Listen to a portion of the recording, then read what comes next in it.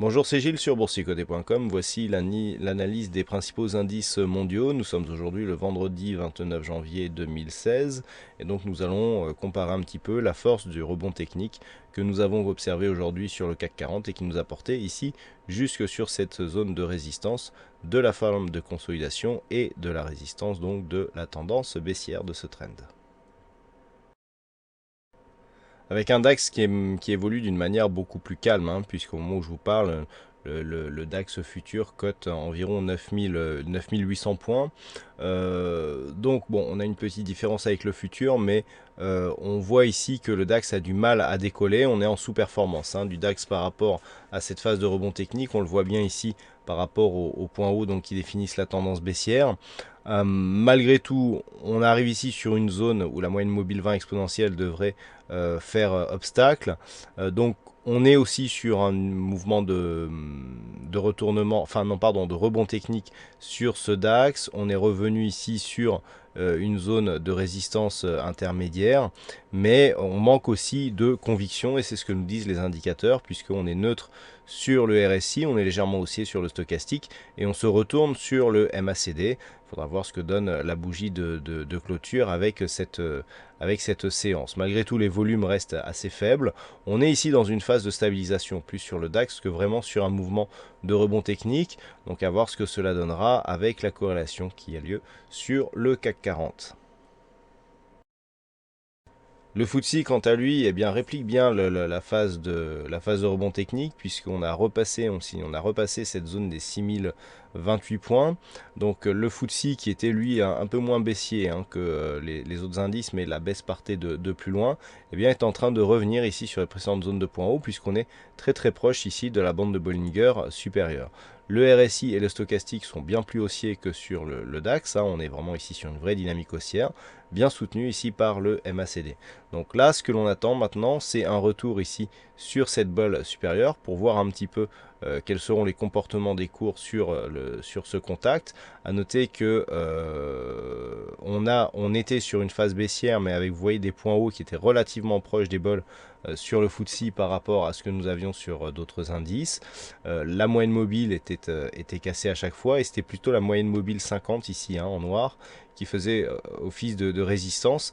Donc là, vu que l'on s'approche de cette zone, eh bien, ça va être intéressant de voir ici entre 6100 et 6150 quel sera le comportement des cours. Si on arrive à remonter ici sur cette zone des 6248 points, eh bien, on pourra dire que au moins on aura neutralisé la dynamique et on pourra commencer à parler de retournement. Sur les indices américains, avec le S&P 500, nous avons ici cette phase de baisse qui consolide sur la zone des 1915, retracement des 38,2% de Fibonacci. Au moment où je vous parle, eh bien, le S&P 500 cote 1922 points, donc on est ici sur un dépassement de ce retracement en direction ici de la zone des 1926. Donc on est sur un rebond technique qui prend de l'ampleur, on vient ici chercher la moyenne mobile 20 exponentielle, mais rien n'est fait. Il faudrait vraiment revenir ici sur cette zone des 1985, voire la dépasser pour vraiment inverser la tendance et espérer repartir vers des mouvements haussiers. Donc pour l'instant, on reste sur un rebond technique à l'intérieur d'une tendance baissière. Tout cela est confirmé par les indicateurs, notamment ce RSI qui remonte tout doucement, ainsi que le stochastique, accompagné donc de sa ligne de signal qui reste relativement proche, qui souligne le manque de dynamique sur cette phase de rebond technique. Le MACD pourtant remonte avec une belle dynamique, et on remonte avec un peu plus de volume. Donc à voir ici si cela confirmera avec la séance du jour qui devrait normalement terminer sur une note haussière. Et donc, comme je vous l'ai dit, sur une rupture de cette zone des 1926, on visera à court terme la zone des 1985. Sur le Nasdaq, nous avons un peu plus de dynamique, puisqu'avec les résultats de Facebook, eh bien, on a des cours qui remontent un peu plus. Au moment où je fais cette analyse, on est à 4250. Donc les cours ici viennent sur cette zone de plus haut et on souligne encore une fois la dynamique haussière que nous avons sur cette phase de rebond technique. Alors là aussi, en traçant les retracements de Fibonacci, eh bien, nous pouvons constater que le 38,2 a été attaqué.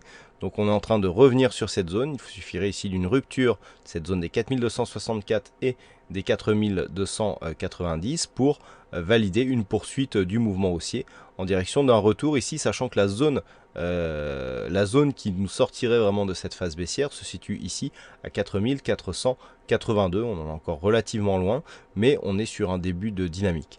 Tout cela, du point de vue des indicateurs, n'est pas très puissant, hein. On a ici un RSI qui remonte tout doucement.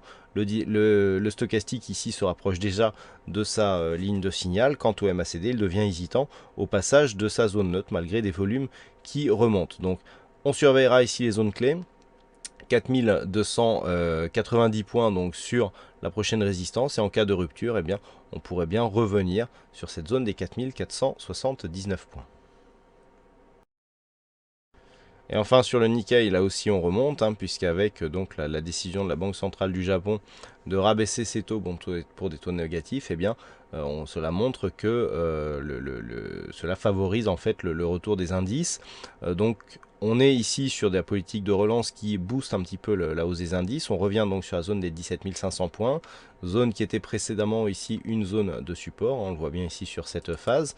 Donc il sera intéressant de constater et de voir si cette zone sera cassée à la hausse, auquel cas on pourrait commencer à parler de retournement, là où nous étions légèrement baissiers sur la tendance moyen terme. Là aussi sur les indicateurs, on a une petite dynamique sur le RSI stochastique. Par contre le MACD souligne bien la tendance, donc on est pour l'instant sur une base de rebond technique qui est en train de prendre de l'ampleur. Il faudrait que les cours reviennent ici sur cette zone des 18 586 pour vraiment valider un vrai rebond, mais c'est seulement au franchissement de cette zone des 18 586 que nous pourrions avoir un vrai signal de retournement.